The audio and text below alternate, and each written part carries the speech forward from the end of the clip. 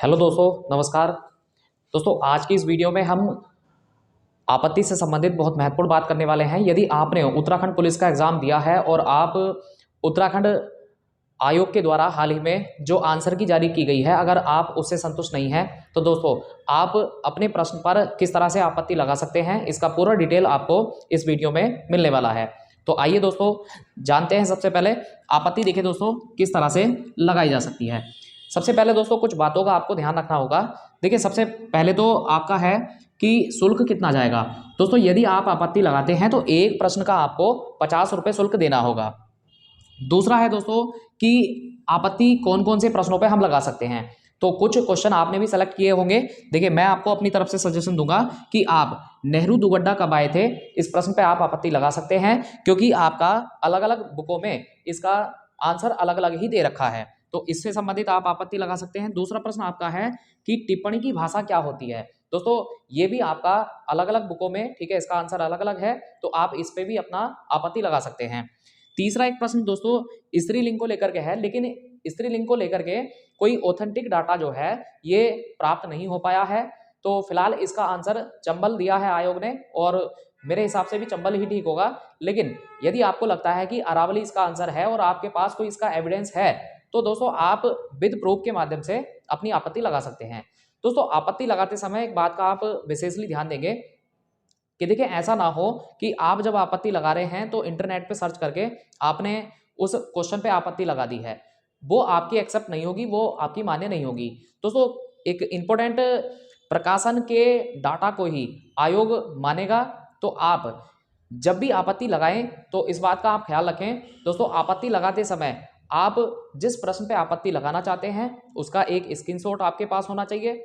दूसरा दोस्तों, आप जिस माध्यम के द्वारा आपत्ति लगा रहे हैं उसका एक पीडीएफ आपका पूरा तैयार होना चाहिए। उदाहरण के तौर पे मान लीजिएगा, अगर अगर हमने नेहरू दुगड्डा कब आए थे इस प्रश्न पे आपत्ति लगाई है और इसका जो आयोग ने आंसर दिया है वो दिया है 1936। दोस्तों, अब इस प्रश्न पे यदि अगर आपको आपत्ति लगानी है 1930 वाले आंसर को लेकर के, तो ये 1930 कौन सी बुक में दिखाया गया है ये आपको पता होना चाहिए।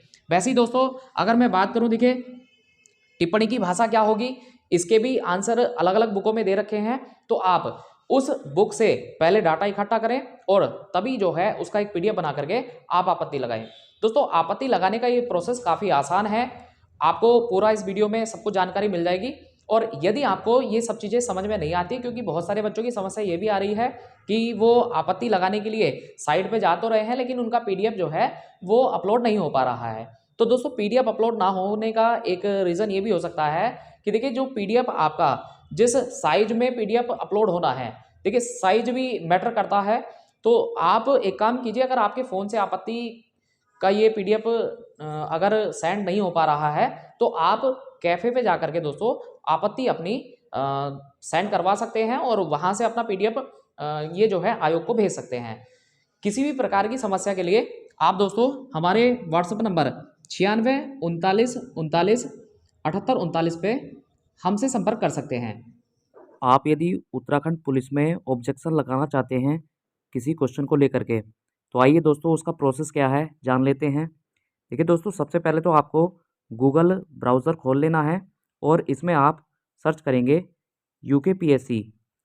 तो देखिए दोस्तों, यूकेपीएससी सर्च करने के बाद में आपको यूकेपीएससी की साइट मिल जाएगी। सीधे यूकेपीएससी की साइट पर हम क्लिक करेंगे। दोस्तों, उत्तराखंड पब्लिक सर्विस कमीशन की साइट खुलने के बाद में आप इसी तरह से देखिए नीचे की ओर दोस्तों जाएंगे और यहाँ पे आपको विकल्प मिलेगा दोस्तों आंसर की ऑनलाइन ऑब्जेक्शन। देखिए, आंसर की ऑनलाइन ऑब्जेक्शन पे आप जाएंगे और आंसर की ऑनलाइन ऑब्जेक्शन दोस्तों ये साइट आपका खुल जाएगा। तो दोस्तों यहाँ पर हमें दिया गया है कि दोस्तों किस तरह से हम ऑब्जेक्शन लगा सकते हैं। तो देखिए, जैसे कि उत्तराखंड पुलिस का ये डिपार्टमेंटल आंसर की आया था, तो दोस्तों इस पे ऑब्जेक्शन अगर आपको लगाना है तो देखिए इस पे मात्र 1 जनवरी तक ही ऑब्जेक्शन लग सकता है। तो दोस्तों यहाँ आप आगे की ओर जाएंगे, यहाँ आप देखिए व्यूज़ जो भी आप जिस क्वेश्चन को सेलेक्ट करना चाहते हैं वो होगा, साथ में यहाँ उसका एक लिंक दे रखा है दोस्तों। तो ये उसका लिंक है और इसी लिंक पे आप क्लिक करके अपने डाटा को यहाँ पर फिल कर सकते हैं।